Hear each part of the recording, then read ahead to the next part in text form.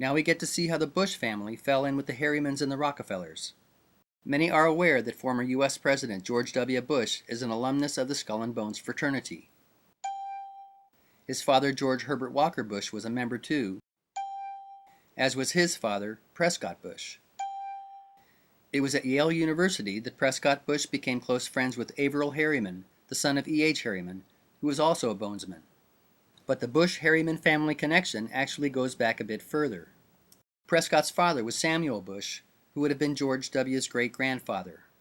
Samuel Bush was general manager and later president of Buckeye Steel Castings, a factory in Ohio controlled by the youngest brother of John D. and William Rockefeller, Frank Rockefeller. Buckeye Steel Castings made munitions and railroad hardware, the latter of which it sold to an associate of the company, E.H. Harriman. E.H. Harriman's son Averell had little interest in railroads, and instead of following in his father's footsteps after graduating from Yale, he decided to go into investment banking, forming W.A. Harriman & Company. He enlisted his friend Prescott Bush to join the company as a partner, and chose George Herbert Walker to serve as the bank's president.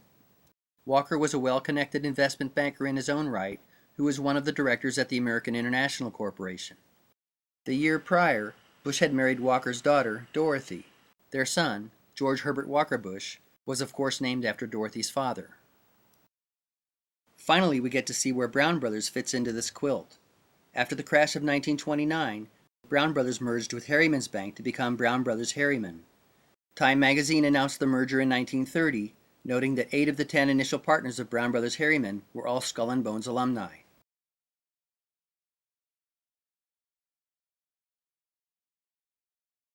In the decade following the merger, Brown Brothers Harriman played a central role in funneling U.S. investments to Nazi Germany. Funds were transferred through the Union Banking Corporation, an affiliate bank set up by Harriman and an early Nazi supporter, Fritz Thyssen. The recipient of the bulk of these transfers was the IG Farben Company in Germany, the corporate muscle behind Adolf Hitler.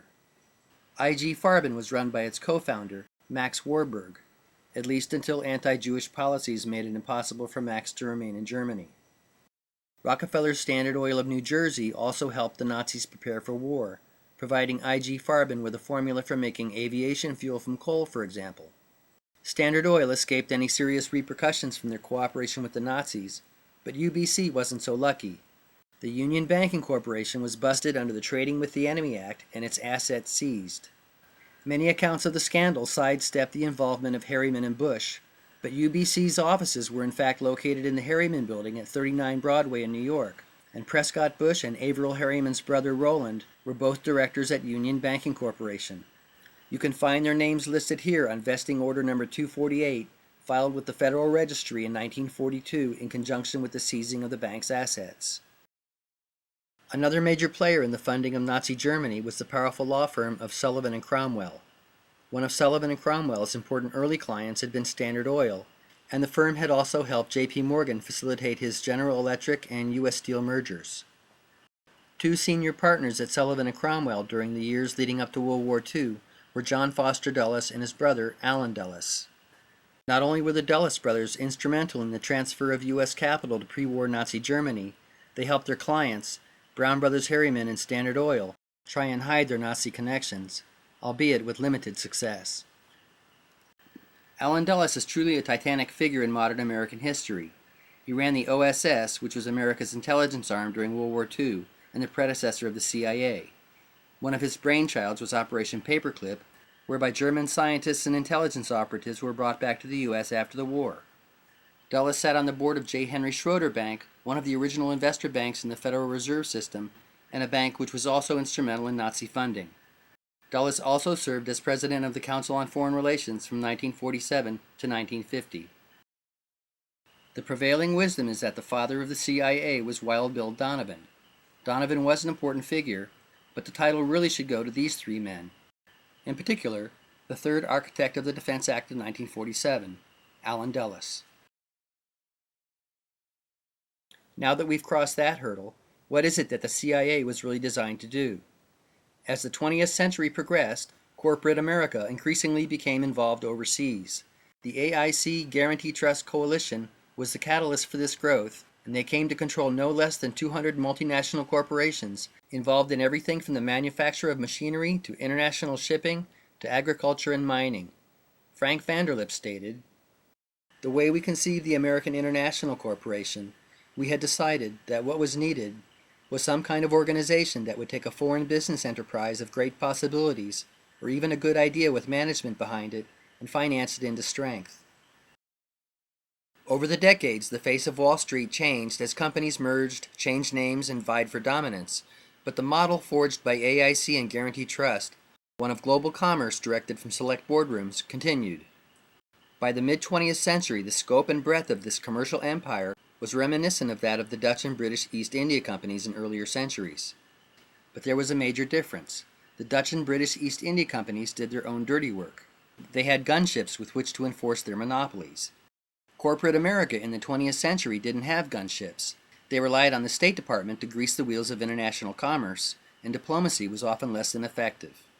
That's where the CIA came in. It served as the attack dog for America's corporate elite, protecting their interests abroad.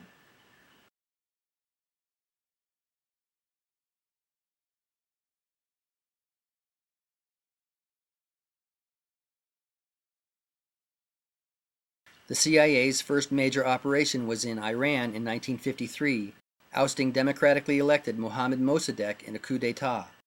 The benefactors of this coup in Iran were largely British oil interests, but the CIA's next adventure, a coup in Guatemala in 1954, protected the interests of United Fruit, a company which had grown large under the umbrella of the American International Corporation. Another flagrant example of the use of the CIA as a gunship of industry was its ousting of Salvador Allende in Chile in 1973. Allende was killed and replaced with Pinochet, one of the most brutal dictators in modern Latin American history. The coup in Chile was orchestrated largely in response to efforts by Allende to nationalize the country's copper mines and telegraph and telephone networks. This threatened the interests of IT&T as well as the mining giants Kennecott and Anaconda Copper. CIA interventions and coups around the world between the agency's inception and the First Gulf War averaged nearly one a year and included meddling in Ecuador, the Dominican Republic, Vietnam, Laos, Cambodia, Brazil, Greece, Iraq, Zaire, Angola, Bolivia, Afghanistan, Honduras, and Haiti. The most infamous of CIA-backed coups was in resource-rich Indonesia in 1965, where Sukarno was overthrown by Suharto. After the takeover, Suharto's troops murdered over 500,000 alleged PKI party sympathizers with the aid of intelligence supplied by the CIA. The tragedy of all this chaos and killing is compounded when you factor in that much of it was paid for by U.S. taxpayers, hypnotized by the perceived communist threat and clueless as to how big business really pulled the strings in Washington and Langley, Virginia.